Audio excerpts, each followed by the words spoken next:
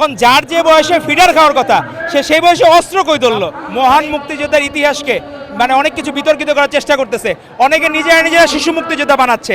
এখন যার যে বয়সে ফিডার খাওয়ার কথা সে সেই বয়সে অস্ত্র কই ধরলো, মানে এগুলো অদ্ভুত বিষয়। আর তাকে যে ছোট বাচ্চাদেরকে ভুল বোঝায়, দেখা গেল তাকে বললো যে পাকিস্তানি হানাদার বাহিনী যে তুমি এই জিনিসটা নিয়ে যাও, দেখা গেল একটা টিয়ার শেল বা ককটেল তারা ভুল বুঝিয়ে দিল।